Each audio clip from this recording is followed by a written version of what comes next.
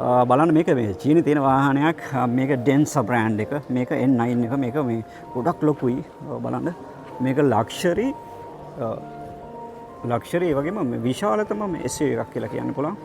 පේනත් මේ වාහන සෙට් එක ප්ලග්-ඉන් හයිබ්‍රිඩ් විදිහටත් එනවා pure EV විදිහටත් එනවා.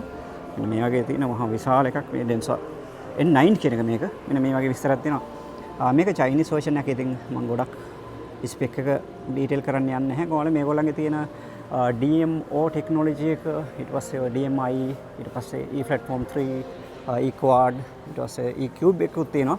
ඒ වගේ ගොඩක් විස්තර තියෙනවා. ඉතින් මේ තියෙන්නේ මම try එකක් දෙන්නම් අරින්න. බාන්න ඔටෝමැටිකලි door open වෙනවා. මෙන්න මේ වගේ තියෙන මේක මම N9 කියලා කිව්වනේ. මේ පේන දේ චයිනාවල වම් පැත්තෙන් drive කරන ඉඳලා වම් පැත්තේ තමයි ස්ටීරින් වීල් එක තියෙන්නේ. ඔන්න ඔහම මම අනිත් පැත්තෙන් පෙන්නන ඊට කලින් සෙකන්ඩ් රෝ එකත් පොඩ්ඩක් බලමු අපි. මේ වගේ තියෙනවා.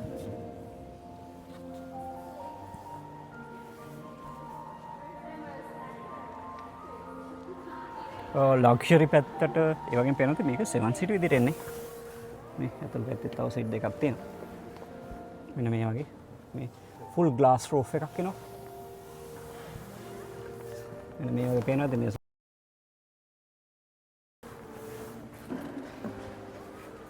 ෆුල් ලක්ෂරි අනිත් පැත්තෙන් පෙන්නන්න මේ විදිහට ඕපන් කරන්න පුළුවන්.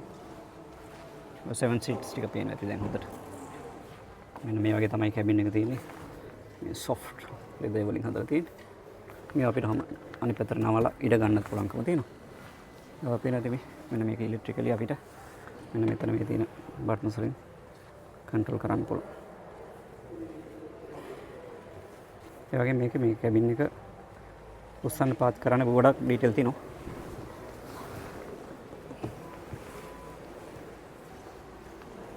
N9 එක මේක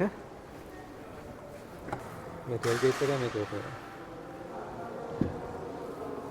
මෙන්න මේ වගේ ස්ටෙප්ස් එනවා. අපිට එතන අඩිය තියලා නගින්න පුළුවන්. පේනවා ඇති මේ කන්ට්‍රෝල් ටික ඉලෙක්ට්‍රිකල් කන්ට්‍රෝල් ලැම්ප සපෝට්ස් ඒ වගේම මැසේජ් සීට්ස් අනම්මනම් ගොඩක් දේවල් තියෙනවා. දැන් ඩිස්ප්ලේ එක ගත්තත් වටලා බලමු. මේ වගේ පේනත් මේ ඩිස්ප්ලේස් මේ හරිය අර එජස් එන්නේ නැති විදිහට ඩෑෂ්බෝඩ් එකට කර්ව් වෙන විදිහට තමයි තියෙන්නේ. මේ වගේ පැසෙන්ජර්ටත් තියෙනවා. ඒ වගේම මෙන්න මේ සීට් එක පේන ඇති. මං යන අතර හැදෙනවා මේ 50 watt chargers දෙකක් එනවා මේකේ. මේව තියෙන්නේ මේ. මේක ඩෙන්සා N9 මේක චයිනීස් ලංකාවෙන් නම් එන්නේ නැති වෙවි. මෙන්න මේ වගේ තියෙන්නේ.